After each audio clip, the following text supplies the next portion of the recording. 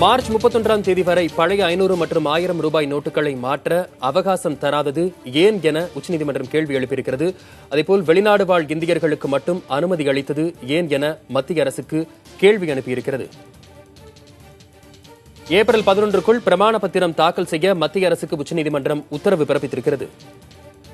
இது பற்றிய முழு விவரங்களை நமது டெல்லி செய்தியாளர் நிரஞ்சனிடம் கேட்கலாம். நிரஞ்சன், உச்சநீதிமன்றம் எழுப்பியிருக்கிற கேள்வியின் சாராம்சம் என்ன?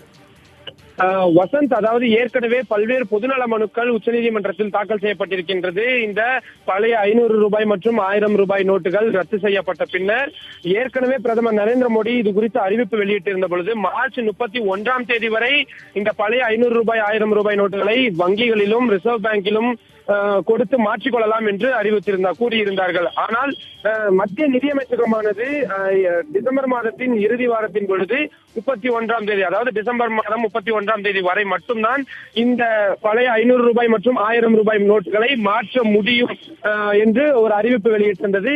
இது பல்வேறு தரப்பினரையும் கடுமையான அதிர்ச்சிக்கு உள்ளாக்கியிருந்தார்கள். வங்கிகளில் கடுமையான கூட்ட நெரிசல்கள் இருந்தது. பல்வேறு சோதனைகளை மக்கள் எதிர்கொண்டிருந்தார்கள்.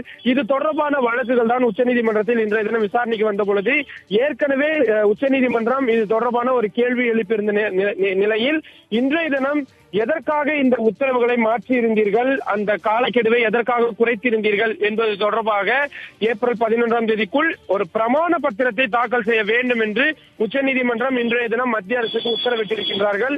மத்திய அரசின் சார்பாக பல்வேறு காரணங்கள் கூறப்பட்டிருந்தது. இந்த திட்டம் செயல்படுத்தப்பட்டதன் நோக்கம் வீணாகி போய்விடும், பல்வேறு தரப்பினர் கருப்பு பணங்களை மாற்றுவதற்கான ஒரு நேர அவகாசமாக அது இருந்துவிடக் கூடாது, பொதுமக்களுக்காக கொண்டு வந்த இந்த திட்டமானது பொதுமக்கள் பயனடையும் வகையில் இருக்க வேண்டும், இதில் சாதாரண மக்கள் யாரும் பெரிய அளவில் பாதிக்கப்படவில்லை உள்ளிட்ட பல்வேறு காரணங்களை கூறியிருந்தார்கள்.